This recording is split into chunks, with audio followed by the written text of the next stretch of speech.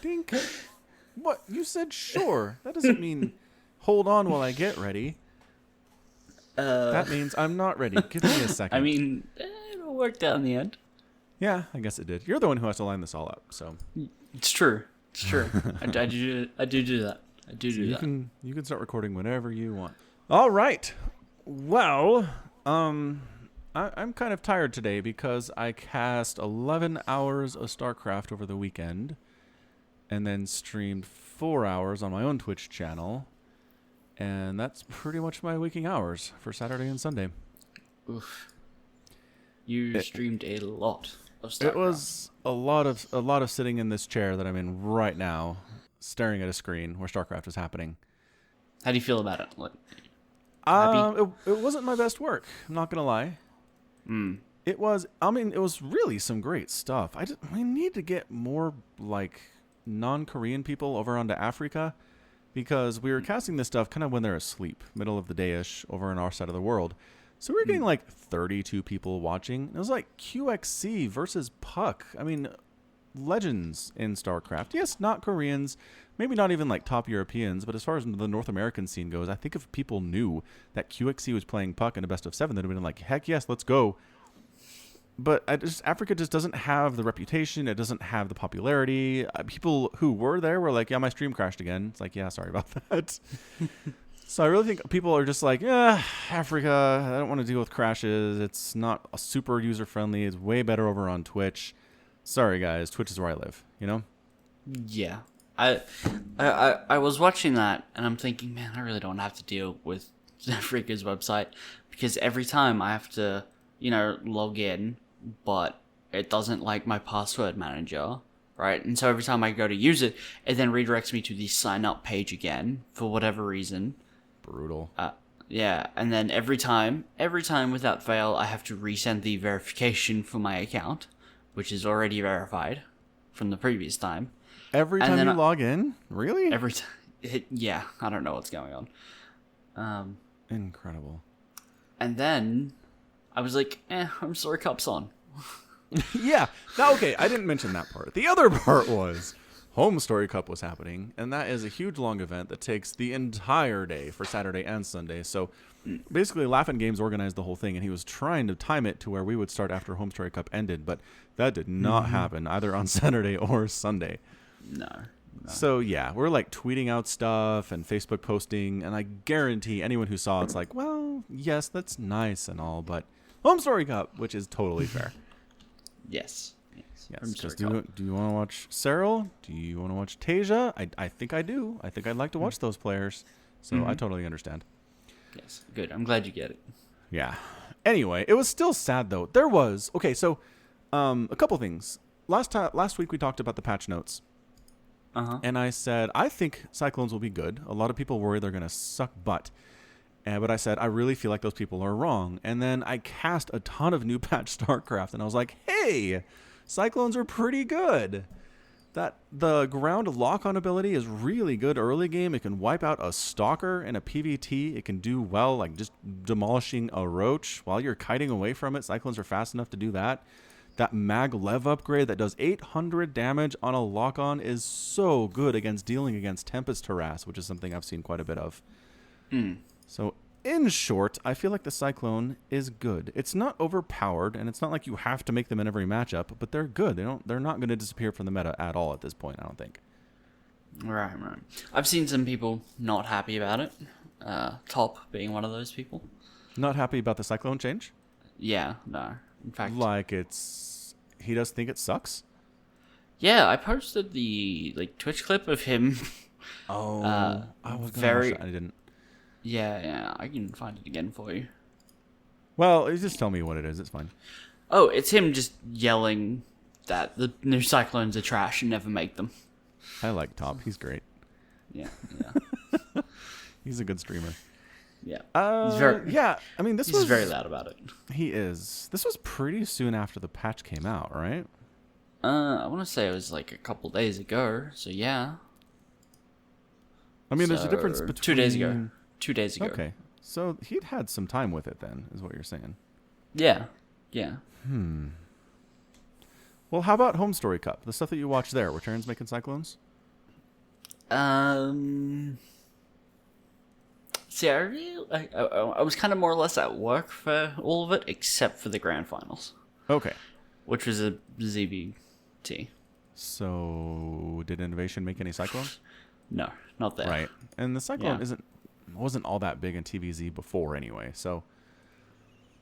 I don't know. I still think if you're dealing with Tempest Harass early, like on certain maps especially, it's going to be pretty popular. A Cyclone that can get a lock on and knock 800 HP off that Tempest that's been nerfed in HP is going to be incredibly valuable.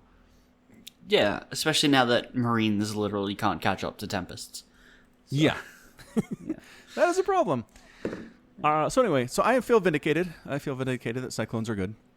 I'm glad. I'm glad you feel good about your decisions. Excellent, excellent. My predictions and my analysis of StarCraft is top tier.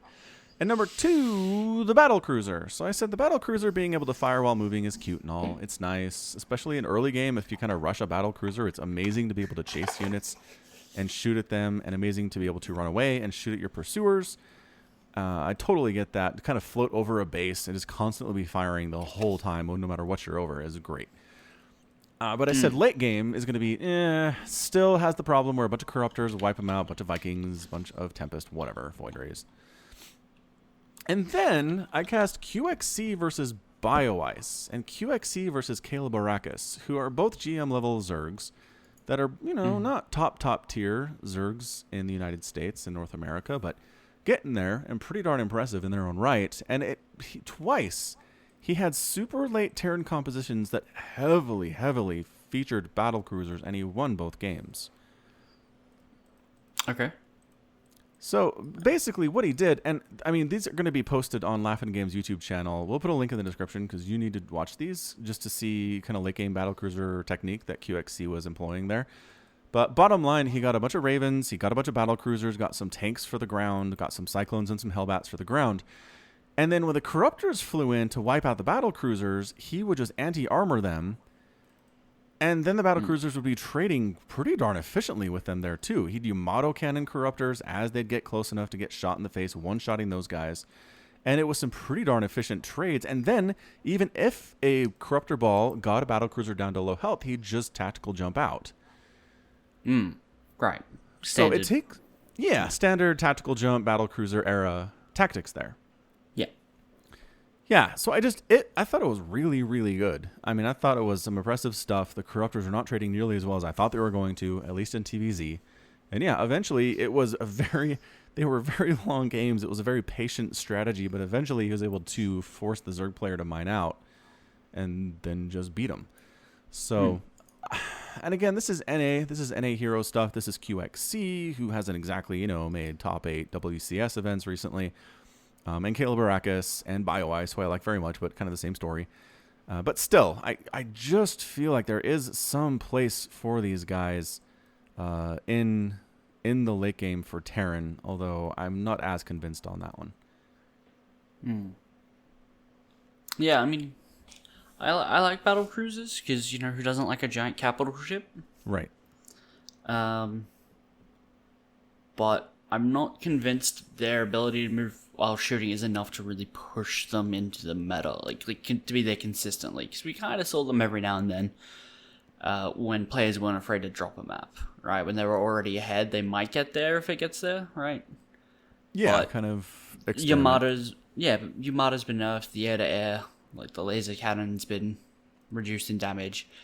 So it's I think people are still trying to work out where it fits. Right.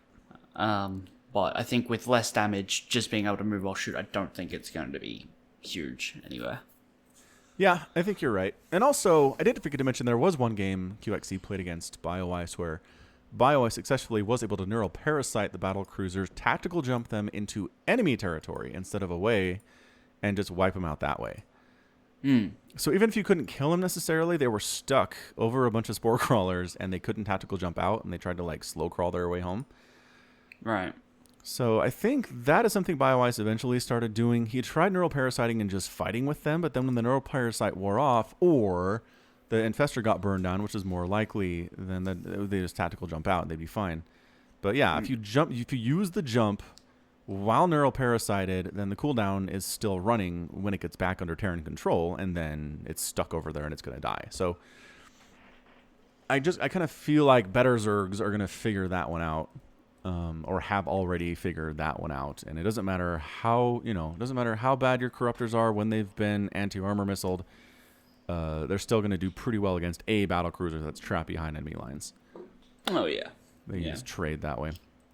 So, yeah, did you have any thoughts on stuff you've watched recently in regards to the patch notes and the changes we've seen? No, not yet. Still forming opinions. Okay, fair enough. Yeah. We will watch that. Very non-committal. Somicron's going to refuse to have any opinions on this over the next few weeks, and every time I ask him, he'll say, "Nah, haven't been bothered." Maybe that's what I'll do. It's entirely possible. Stay tuned for non-committal Somicron. Look, you're not the only one who's tired, okay? No, that's true. That is very true. Yep. All right. Well, in other gaming news, Red Dead Online was announced kind of out of nowheresville today, and the beta's going to roll out. It's already rolled out, basically, by the time you hear this. Yeah. And what do you mean out of nowheresville? We knew it was coming.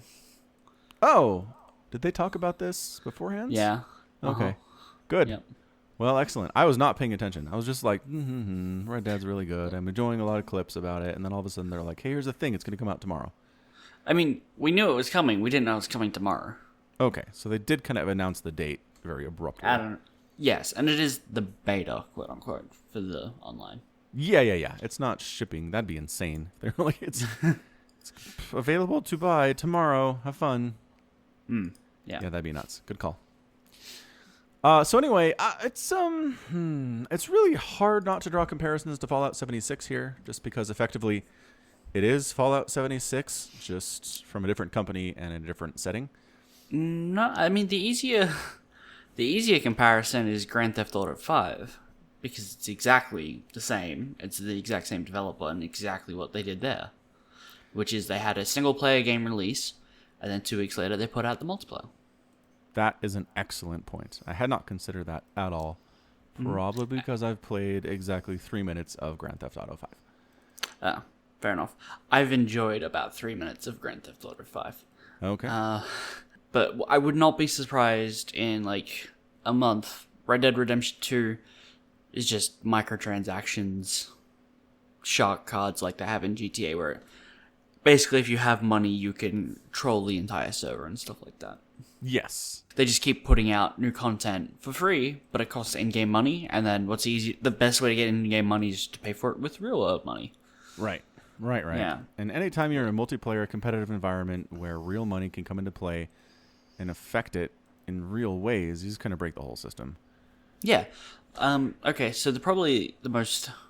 I don't even know if it's the most recent, but it's the most recent one in my mind.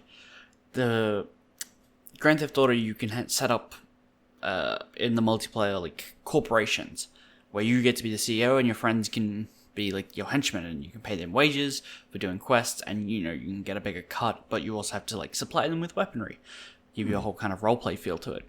One of the parts of that is you can get an orbital satellite cannon. Sounds good. But it costs money to fire, obviously.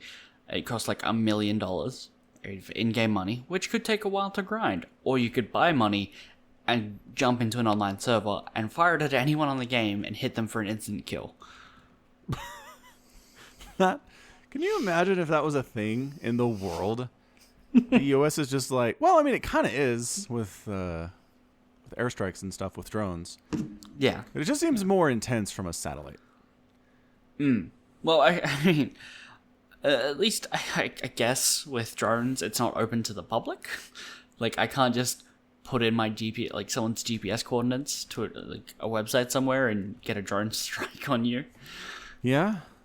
Yeah. Also, I mean, drone strike also implies some kind of collateral damage. Like, we're doing big explosions here.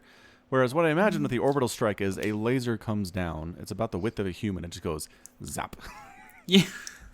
I mean, I haven't seen it, to be honest, but I assume it fires like some sort of explosive device. I mean, can you take down if they're having a conversation with somebody, does it kill the other person too, is what I'm wondering. I assume if like you're in a car, it'll explode the car. So yeah, if they're Okay. like, All I right. mean, to find conversation in a video game, because you just on Discord or whatever, you could be standing on other sides of the map having a conversation. No, I mean, just you're on the street and you see your buddy Gary, and you're like, hey, Gary, how's it going? And he comes over and you talk about the sports for a bit, right? Does Gary die too if you get zapped? I don't know. To be honest, I don't know because I think it's a I'd lot never more play with it. hilarious if it's incredibly precise and like Gary's just like, wait, what? Where? How? He just sees a bright light and then the guy's gone. It's like, did he get abducted by aliens? And he looks down and there's a pile of ash. Right. To Right. be fair, more fun. Grand Theft Auto has never shied away from using money to troll other players. From the moment the game launched, you could pay like $6,000, which isn't much, and a random NPC will run up to another character that you've designated, attack them with a knife, and if they touch them, will steal any money they have on them and then run away. What? That's not even realistic. The knife part is, but like, It's just simulating a mugger. You can send muggers after people, and they have to like shoot them or stop them. But if you're in a car, the mugger will throw you out of the car. That'll count as taking your money and then drive away in your car as well. no, that's not how muggings work. They have to actually get your wallet or like force you to give it to them. They can't just be like, and now I have your money. Haha. There'd be a lot more muggers if that was true. I never claimed it was realistic. I never claimed orbital death satellites were realistic either. Well, orbital death satellites are more realistic than I touched you and now I have all of your money. People don't have orbital death satellites. Well- But if I touch you with a knife, there's a good chance I can get your money afterwards. Well, sure, but you have to voluntarily give it up or kill me. Uh-huh. That's what I'm saying. They should have to kill you to get your cash or have you voluntarily give it up. They can kill you, yeah. Okay, great. I'm fine. If that's what it is, then okay. But if it's just they're playing a game of tag, wherein if you tag somebody, you get all their cash. That's stupid. They tag you with a knife. Yeah. Do you die? You can. If you're on low health. Okay, but you're saying if I'm on the street and somebody tags me with a knife, stabs me, they don't automatically get my wallet. I have to give it to them or they have to take it from me. You've clearly never bumped into a pickpocket before, have you? Well, pickpockets don't stab you. The good ones They might don't. if they get caught. The good ones take your wallet without you even knowing that it's gone. Sure. I mean, it might. In fairness, if you stab someone, they'd probably be very distracted to the point where you could just take their wallet at that point. But I don't know. Fine. So your point is that Red Dead Redemption might not have incredibly realistic things happening, considering Grand Theft Auto didn't really care about that. Yeah. Also, there's aliens in Red Dead Redemption, so Okay. sky's the limit. There's aliens, you say? Oh, yeah. Are you not aware of the aliens? Okay, you're saying aliens are in the game like they're a major plot point, like the Oh, game pivots. no. Like in the Nope. third act, there's aliens come down, and the entire No. game switches from the dying breed of the cowboy and the Industrial Revolution to aliens. I mean, Cowboys and Aliens, that's a movie that does exist. I hear it's terrible. It was not great. And I wanted to like it so much. Yeah. It sounds exactly like the kind of thing I'd like, but it didn't look good. No. Save your dollar, whatever it is. Anyway, yeah, so I don't know. Actually, it does kind of, from what I've read here, it does seem like Red Dead Online is going to be more realistic. Like I just see stuff about sitting around a campfire with your buddies, enemy gangs attacking their hideouts, hunting for treasure, other open world type stuff. But I don't see anything in here about lasers. So, I mean, okay, so maybe it is a bit more Fallout 76 with the idea is you have to work together. But this is Rockstar, and I don't think they're going to work together. I think it's going to be a lot of killing each other on site. Because that's more fun. exactly. And as long as there will be online competitive anything available, people will make it their life's mission to make other people want to quit the game. Yes. Yeah, so I don't know. I mean, I don't have a PlayStation 4. I eventually plan on getting one. I'll probably get Red Dead Redemption 2. And Spider-Man and The Last of Us 2, because there are now 3 games I'd like to play on the PlayStation 4. So good job, Sony. 3 whole games? Wow. 3 whole games. That's amazing. It is. It's pretty good. Yep. So let's see. Anything else about this thing? No, that's pretty much it. I think when you said it's basically Grand Theft Auto Online, it really clicked for me. It's like, right, of course, that's what it is. Yep. Yeah. My brain was struggling to classify it. Who even needs a variety? I can sum up their entire article in a sentence. Yeah, I'll notice they never made that comparison. Come on, that should Brian. Is it Brian? His name's Brian. Oh, yeah, Brian. Yeah, Brian. I'm not even going to try and pronounce that last name. Me neither. Italian. Yeah, maybe I should become a video games journalist. Maybe. Yeah, I think you do a pretty good job. I don't.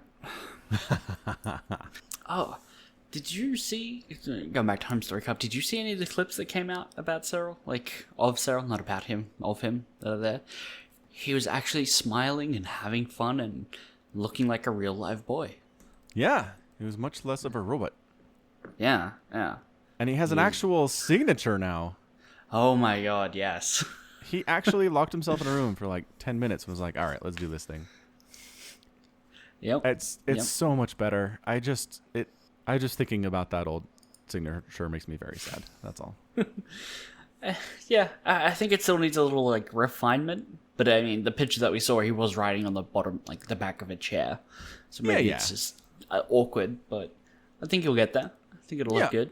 It's not incredible, but it's passable and basically non-noticeable at this point, which is perfect. Yeah. Yeah, I mean, if honestly, with a professional athlete signature, it just needs to be in the area where you look at it and don't say, wow, that sucks. As long as you're not thinking that, that's a success. In my opinion. Yes. Yeah. That's good. Yeah. So congratulations to Cyril. You are absolutely owning everybody in the StarCraft world. You are unstoppable and really terrifying. I'm glad you've learned how to smile and talk to people as a human being, and that you have updated your signature. It really seems like you're rounding into an incredible human being. You know what I think helped? Like make him look more like a real life boy, a real life human. That they put him next to an actual robot? Yeah, they put him next to Innovation. Yep. That comparison, that'll do it for anybody, really. It's like you could put Innovation next to GLaDOS and it'd still be asking her out for tea. Yeah. Well, GLaDOS has a personality. GLaDOS is amazing, even when she's a potato. Especially when she's a potato. But she's still explicitly a robot. Yes. But when we say robot, we don't mean literally gears and batteries and stuff. We mean personality. Yeah. And GLaDOS has a personality. I'm just saying, if you're trying to say something that doesn't have a personality, GLaDOS is not a good thing. Okay, fine. Terminator. How about that? Yeah, that's an excellent comparison. I like it. Okay, there we go. So that makes so much more sense. Innovation, man. That guy. Yeah. Well, so the other thing is, what the heck is he doing taking 3 games off of Cyril? Spoiler alert. Innovation, surprisingly, still a very good player.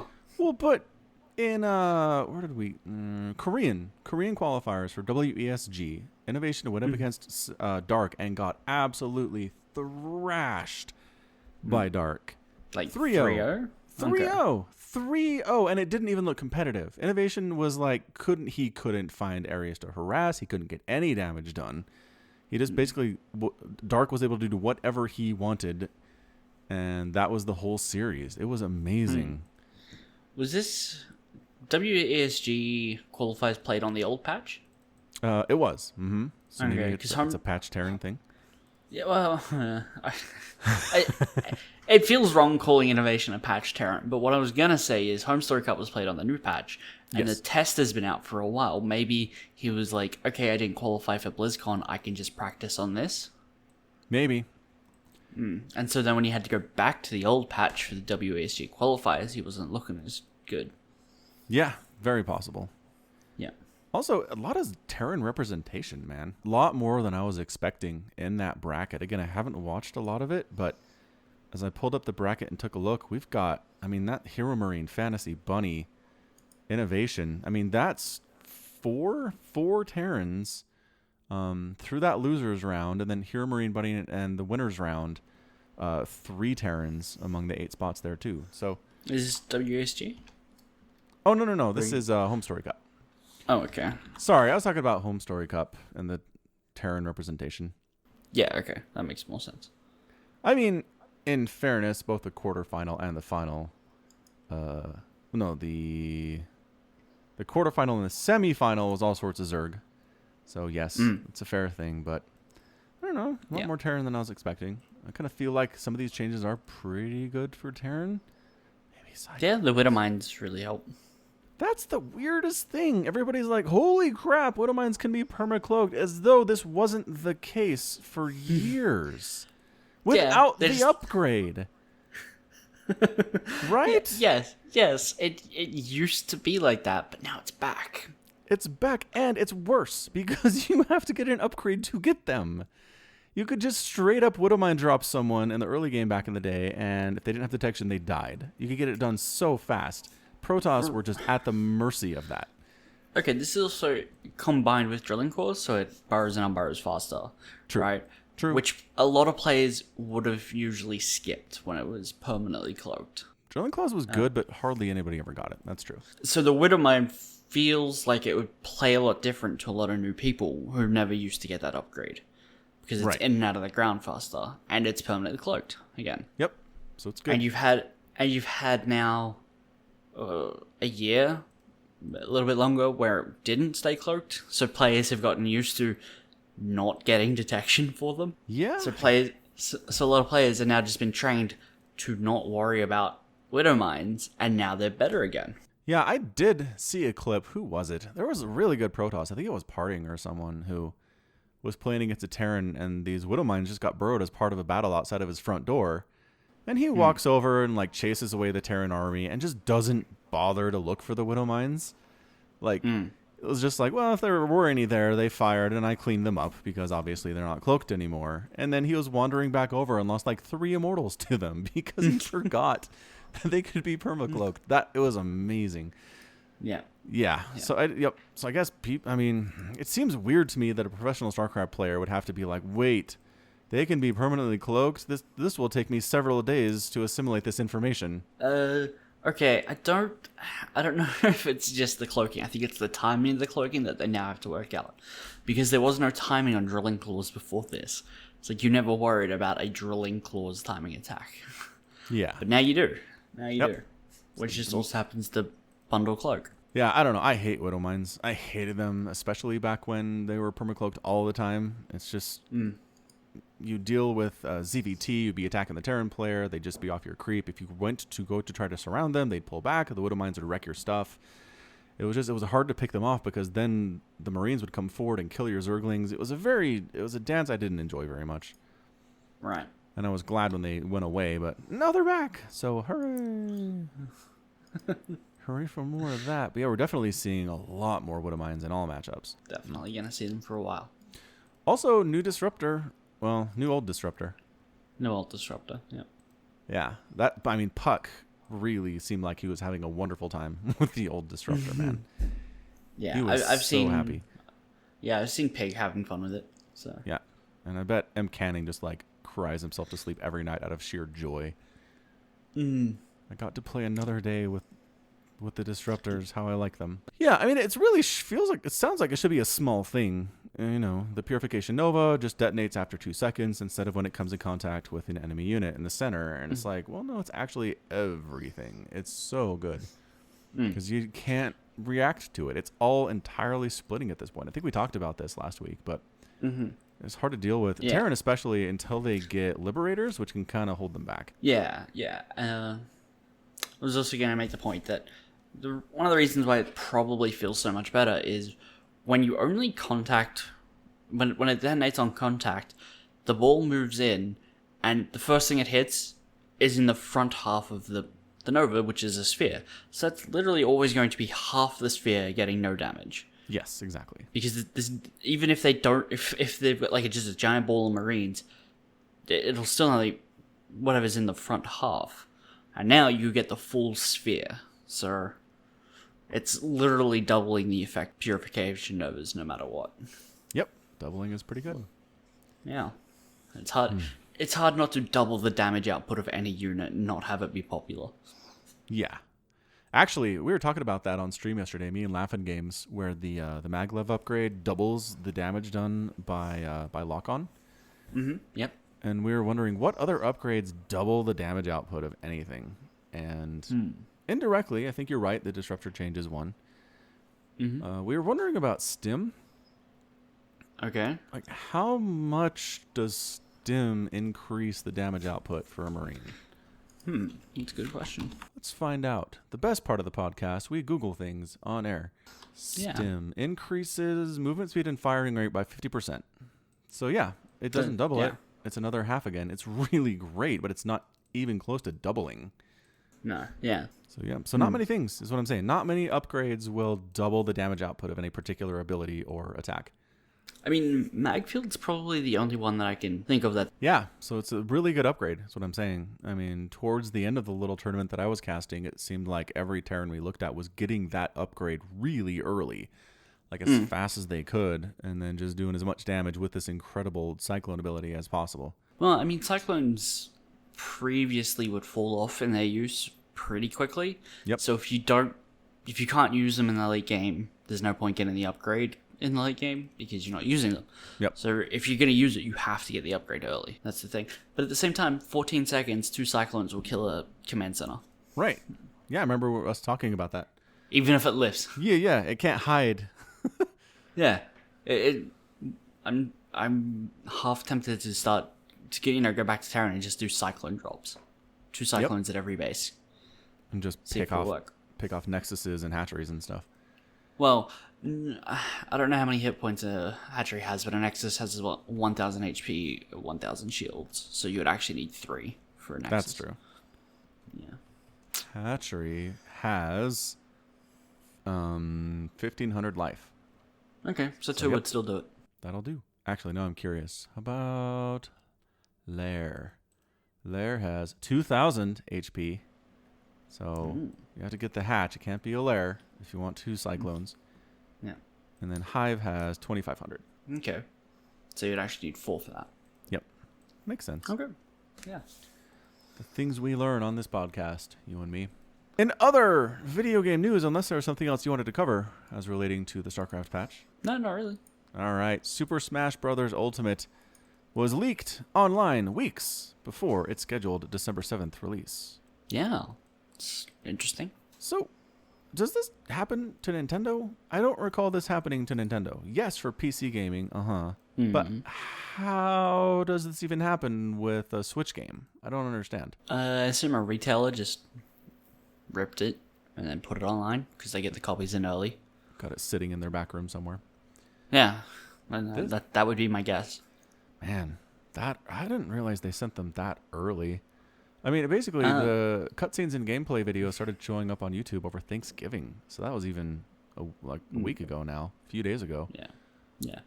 The other thing it could be like Nintendo sent them to people it does its PR with, right? It's like, hey, here's some like friends and family access codes, some Control-C, Control-V to the internet.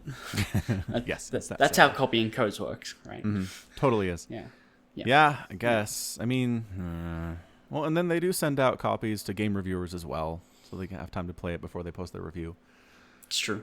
That said, most game reviewers are like, I spent 3 hours with this, and here's my thoughts. And it's like, dude, it takes like 57 hours to complete this game. Like, why do I care about your 3-hour opinion? And most like journalists will have an NDA, and it's like you cannot, like the it's not strictly an NDA. It's I can't remember what it's called. Embargo, right? It'll be like 2 days before the release, and so that every reviewer can get their review out at the same time. Because if Kotaku has their release, like their review up 2 weeks before everyone else does, everyone will just read that, and then no one else gets any views. So while it could have still been a journalist who put the game out there, I don't think they're going to be like, also here's my review and my name attached. Yeah, You know? I do. Fair enough. So, what I love about Nintendo is this sentence where it says, Nintendo. There it is. Nintendo filed copyright claims against most of them, but at the time of writing, Variety managed to find at least one video containing every cutscene from the game, single-player campaign. Yeah, Nintendo tries so hard to shut down stuff that they don't want out there, but man, it's impossible, guys. It's not going to happen. The thing that I hate about Nintendo is you could take that sentence and you still, like, this article could come out 3 weeks after the game's out, and Nintendo will still be trying to take those videos down for having the cutscenes. Yeah. Yep, they will. Don't like those guys. I mean, that said, I do watch somebody fairly frequently who does Super Mario Maker runs, and he puts them on YouTube. Yeah, and as near as I can tell, I don't know, he doesn't ever complain about having to deal with copyright claims. No, because the Nintendo Partners Program, if that's what it's called, I can't remember. There's basically 2 deals you can sign with Nintendo. One is your channel will sometimes make Nintendo content, and when your ad revenue comes in, YouTube takes its 45%? Yeah. So you get 55%. Nintendo will then take an additional 30% of what's left. So you will only get 25%. Or your channel will only make Nintendo content, in which Nintendo will only take 15. Jeez. Yeah. Nintendo, you make incredible games, but boy, howdy, do you not understand how game culture works? Mm-hmm. I mean, Nintendo as a company still considers itself to be a toy manufacturing company. Yeah, makes sense. That explains a lot of their decision making. Mm-hmm. It explains why they'll sell you a DS without a charging cable. Right. Face palm sound. Yeah. Or how for the longest time they refused to have any online accounts that would tie digital downloads to. So if you bought a game digitally and then lost your console, you would have to buy the games again. Yep, sounds about right for them. Man, they suck. Not a huge fan of Nintendo. No, not at all. Well, and the dumb thing is, too, they don't understand. They don't get how this works. Monty Python, for years and years and years, filed copyright claims against anyone who put their stuff on the internet, YouTube or Justin TV or whatever it was back in the day. And then, I don't know what happened. Somebody really intimately involved with Monty Python was like, hey, you know what? Let's put it out there. People will be exposed to it, and they'll actually buy the stuff legally. And it's true. They basically put all their stuff on YouTube, and sales of their DVDs and Blu-rays went up like 800% that next year. For sure, yeah. Yeah. It's exposure. It's not... Yep. It's because, like, as someone who wasn't going to buy anyway doesn't care, right? Because they weren't going to buy. It's not a lost sale if they just watch it on YouTube. Right. Right. It's also something that I think Iron Maiden did with music. Instead of trying to fight, Napster and all that, and being like putting up MP3s for free, they just looked at where their MP3s were being downloaded the most and put up shows there. Right. Because those people weren't paying for the CDs, but they can't get into a show and not pay for the ticket there. Exactly. So they went out there and had massively successful shows because they had fans there, and that was something that they were willing to purchase. They just used that data in a different way. Yeah, it's so smart. Yeah. Exactly. So smart. It's just the thing that makes me want to buy Red Dead Redemption and makes me want to buy Spider-Man is not the reviews at Kotaku, and it's not the billboards, and it's not the ads on YouTube for it and on TV. It's the people posting little GIFs of stuff on Reddit and little YouTube compilations of funny moments and really incredible stuff from the game. That doesn't make me feel like, oh, I've already experienced this game. I don't need to buy it. It makes me want to buy it to experience it for myself. As my voice cracks, I'm so excited about this. Yeah, so more people need to understand this, and I think maybe at some point they will. I'm not asking them to do it out of the goodness of their own heart. Do it out of a sense of financial gain. This helps you so much in the long run.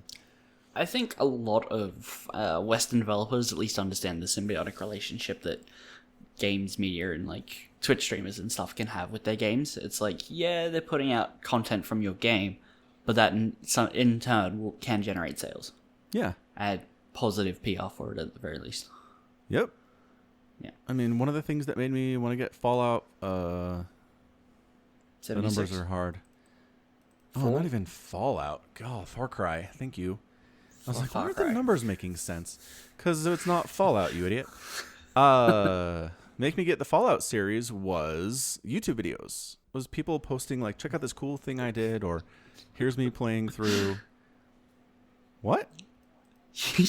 You were like, I'm an idiot. It's not Fallout. Anyway, the thing that made me want to get the Fallout series. You immediately still used the wrong name. Well, you know what I meant. Yeah, it's fine. Right? Yeah, of course. Yeah, I just thought it was funny, that's all. No, it's entirely fair. Ugh. So what it made me want to buy it and experience it were other people's playthroughs and Let's Play series, and I'm sure it's the same for a lot of people. So yeah. Yep. Like I'm planning on playing through the Warcraft 3 Reforged game on Twitch when that comes out, and I imagine a lot of people who will see it will be like, "Oh, this looks fun. I want to play." Maybe, because it's good. Warcraft 3 is just good. Fingers crossed. I think if you're a Twitch partner, you can actually, like, when someone is watching you play a game, they can actually buy the game through Twitch. Yep. And you get a cut of that. That's very true. Yeah. Working on it. Working on it. I actually have all the metrics they need, except for I need like an average of 70 viewers per stream. So we're pretty far away from that part, but the rest of it I'm doing great on. Just don't tell anyone at Afrika, but then just also stream the Afrika world to Twitch. That'll do it. Oh. That, all right. That's not a bad idea. That might burn every bridge you have with Afrika. But well, the weird thing about Afrika is they don't care about view count. No, like they don't care if they have 1,000 people watching or 13. Really? It's the weirdest thing. I think they're just trying to get content at this stage of their development. They're just trying to be like, we just need to have stuff. Who cares if people are watching? We need to be able to say we have this many hours of StarCraft content and this much of this stuff, and as long as we can say that and sell ad revenue and promote ourselves to new customers, that's all we need. But you can't sell ad revenue to no viewers. Right. But I mean, just be able to say, hey, check it out. We have a wide variety of games and other programming content out here. We're not just doing one single thing, I think is important. Right. Okay. Not that you can sell the ad revenue for a ton for something that doesn't get any views, but I think people do want to advertise on a platform that's not just one thing. Right. Okay. Yeah. Well, I mean, here's the thing: if they're just asked to say, "Hey, look, we have stuff on this platform," you are asking to put that stuff on other platforms is not going to go down well, regardless. Right. Very true. I did negotiate my rate of pay with them, though. That I did get paid for casting the Africa World 26 for those 11 hours, but I don't feel like it was necessarily fair. So we'll make that happen. Anyway, yep. Africa, good stuff. The Twitch channel's going fine. I'm happy with it. Ketrock hosted me, or he rated me on Sunday, and I got a bunch of new followers from that. Ketrock's a cool dude. Yeah, I like Ketrock. I asked him his thoughts about the new Raven, because they, again, removed all damage from the anti-armor missile, and he said it's fine. He said, I'm still rolling with it. I'm enjoying incorporating the Widowmine changes into my builds. So it's not just Raven, but apparently it's Mass Raven with Widowmine, which I think I'd be interested in checking that out. I need to watch some of his stuff. Yeah, I mean, he says compared to the nerf they had a while ago, or I think did they straight up get rid of the missile in general? I think they took away the missile, but that was still when there was no turret as well. It was the healing one. Yeah, like they totally got rid of it, and I think that actually stopped Ketrock from doing the Mass Raven thing. But anything else, he's been chugging along. He likes those Ravens. Okay, so I've been playing the new Pokemon game, Pokemon Let's Go. Oh, you have been? Eevee. Okay. Yeah. So I bought it, and it came with a little Pokeball. Right. Oh. This thing fits in the palm of my hand, and it has two buttons on it, like one where the button of the Pokeball is, and one that's like at the top of the red bit, like. Yeah. You know what I mean? Yeah. Yep. So I pushed the middle one, and it lights up. I'm like, oh, that's cool. It lights up, and then I realized the little circle at the in the middle of the equator of the Pokeball is a thumbstick, and this connects to the Switch and is a controller. You can play the game with this. Wait, what? Yeah. It gets better because you can put it on your hand, and when you're playing with it. So, have you played a lot of Pokemon? You've got 3 kids. You grew up in the 90s-ish. Nope. I was too old for the Pokemons growing up. Okay. So, but you understand that it's like random encounters. You collect Pokemon by throwing Pokeballs after beating them in combat, and then you have the Pokemon, stay out of the tall grass. Right. Mm-hmm. Right. So, no longer are Pokemon random encounters in the tall grass. Oh. You just see them on the overworld. Like, they're just running around. And if you want to fight them, you can't. You just walk up to them, and then you go and try and catch them instantly. So, like Pokemon Go. Right. It's exactly like Pokemon Go. Yeah. You can only battle against other trainers. And so this little ball thing also comes with a finger clip. So you put the don't throw it into a TV strap around your hand, you tighten it up, and then you put the finger ring on, and you can throw it like a tiny, like, I don't know, 2 inches. And when you're playing the game and you run into a Pokemon, you can throw the Pokeball at them to try and catch them.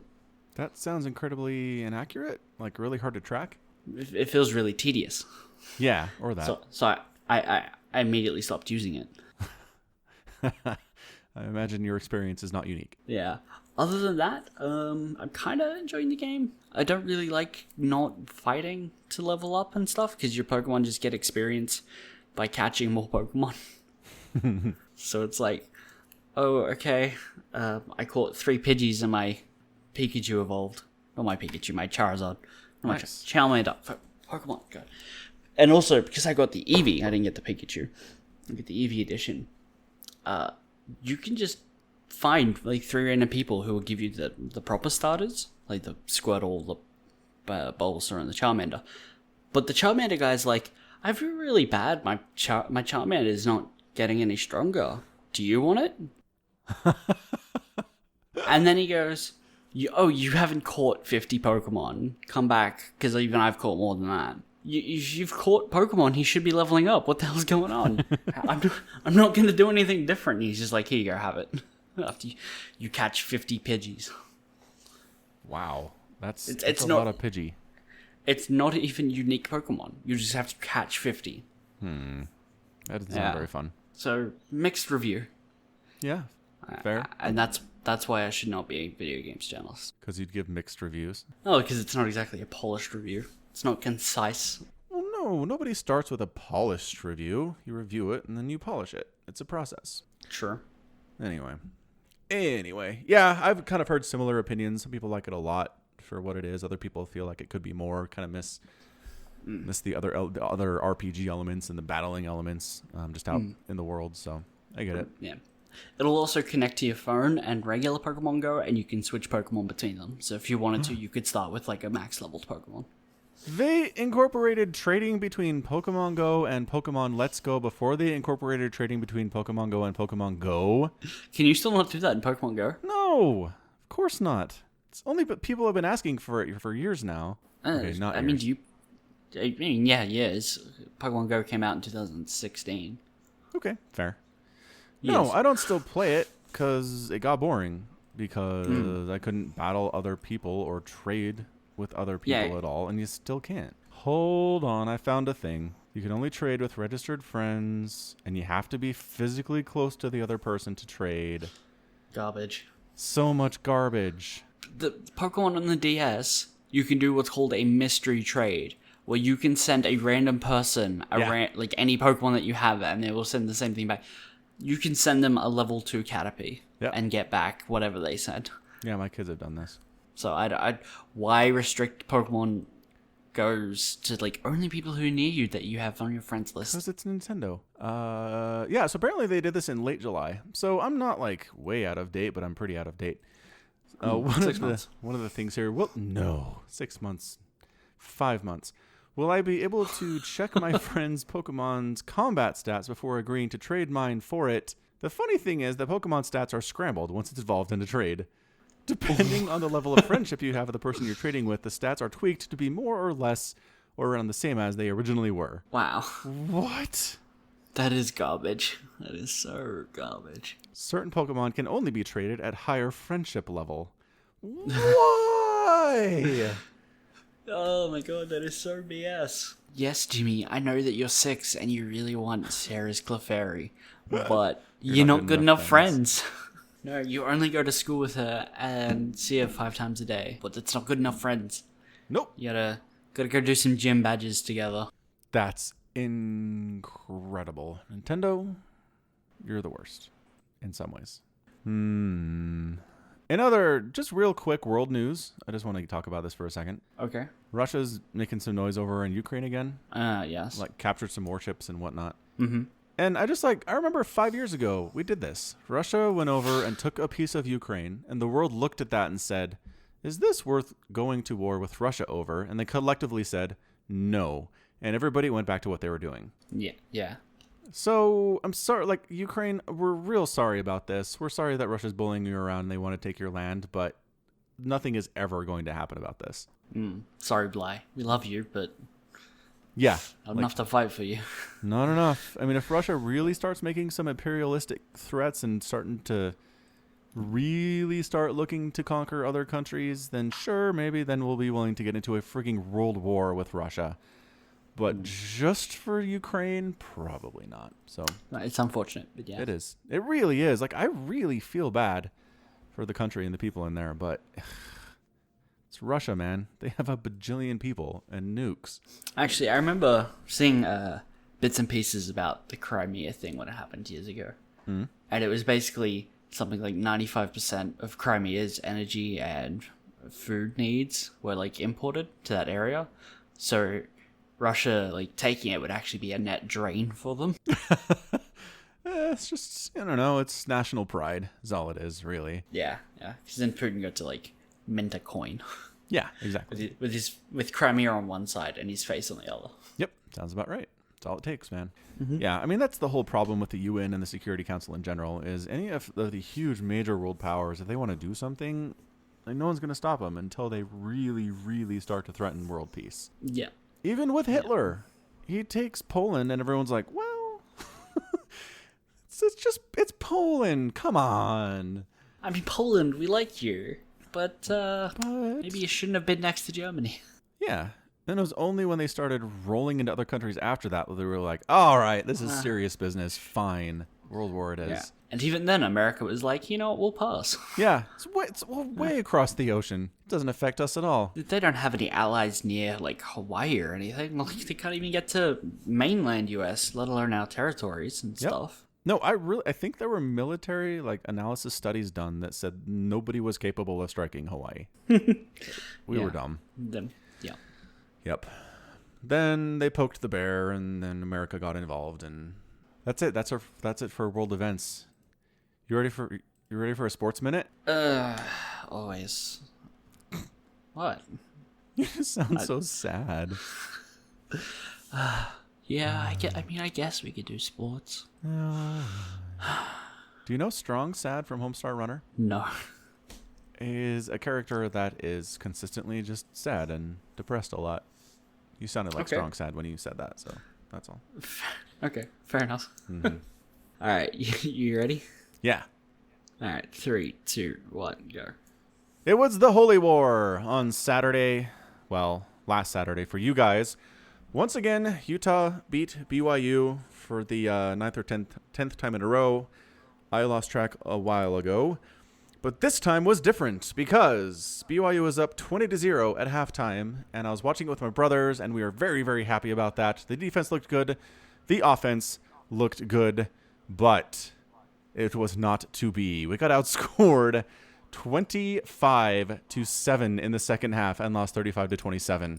It was excruciating. I honestly would have preferred that Utah just came in and just laid the smack down, right? Open up with a 20-point lead and then just keep pouring it on, and I would have been like, okay, Utah's clearly the better team. But BYU teased us by saying, hey, maybe we can win this time. And they got our hopes up and then dashed them most expertly. Bravo, good sir. Zach Wilson is still a good quarterback, but otherwise, I'm very sad today. You're very sad. Very sad. Sports ball. You know what's interesting about the comparison for me between esports and sports ball is I love both. Okay, yeah. But it's almost like for StarCraft, I just root for Zerg. I don't have a particular player that I'm like, I just die when they lose.